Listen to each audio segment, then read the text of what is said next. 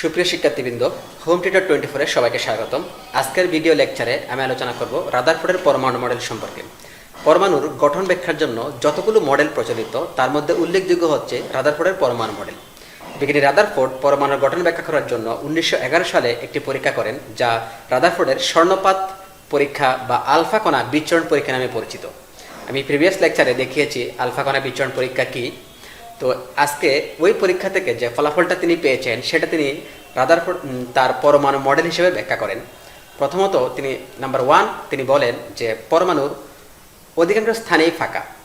Number 2, পরমাণুর কেন্দ্রে ধনাত্মক চার্জযুক্ত নিউক্লিয়াস থাকে, আর পরমাণুর আকারের তুলনায় এই নিউক্লিয়াসের আকারটা অত্যন্ত নগণ্য।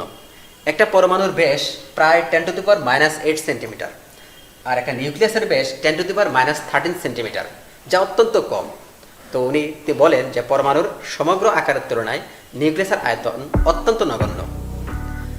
আর তারপর তিনি বলেন সৌরজগতে ঘূর্ণায়মান গ্রহগুলোর মতো পরমাণুতে ধনাত্মক চার্জযুক্ত নিউক্লিয়াসের চারপাশে ঋণাত্মক চার্জযুক্ত ইলেকট্রনগুলো ঘূর্ণায়মান থাকে। আর সর্বশেষ তিনি বলেন যে পরমাণুতে প্রোটন এবং ইলেকট্রনের সংখ্যা সমান হওয়ার কারণে পরমাণু চার্জ শূন্য হয়ে থাকে, অর্থাৎ পরমাণুগুলো চার্জ নিরপেক্ষ।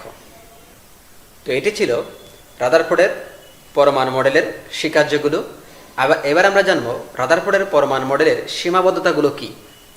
রাদারফোর্ডের পরমাণু মডেলের প্রথম যে সীমাবদ্ধতা সেটি হচ্ছে সৌরজগতের গ্রহগুলো চার্জ নিরপেক্ষ, কিন্তু পরমাণুতে যে কণিকাগুলো রয়েছে প্রোটন ইলেকট্রন সেগুলো কিন্তু চার্জযুক্ত। প্রোটন ধনাত্মক চার্জযুক্ত, ইলেকট্রন ঋণাত্মক চার্জযুক্ত। তাই এই কথার সাথে বিজ্ঞানীগণ একমত হতে পারেননি।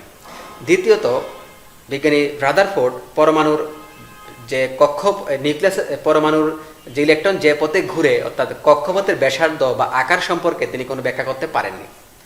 পারমাণবিক বর্ণালী সম্পর্কে তিনি কোনো ব্যাখ্যা দিতে পারেননি।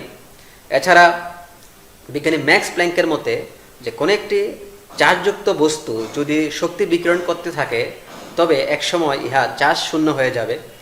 আর যদি পরমাণুর চারপাশে ইলেকট্রন ঘুরতে ঘুরতে চার্জ বিকিরণ করতে ঘুরতে কেন্দ্রের দিকে যেতে থাকে, তাহলে একসময় গিয়ে নিউক্লিয়াসে পতিত হবে। ফলে সমগ্র পরমাণুটার অস্তিত্বহীন হয়ে পড়বে, যা ঠিক নয়। পরমাণু কখনো অস্তিত্বহীন হয়ে পড়ে না। একাধিক ইলেকট্রন বিশিষ্ট পরমাণুতে নিউক্লিয়াসের বাইরে ইলেকট্রনগুলো কিভাবে ঘুরতে থাকে সে সম্পর্কে রাদারফোর্ড কোনো ব্যাখ্যা দেননি। এগুলো হচ্ছে রাদারফোর্ডের পরমাণু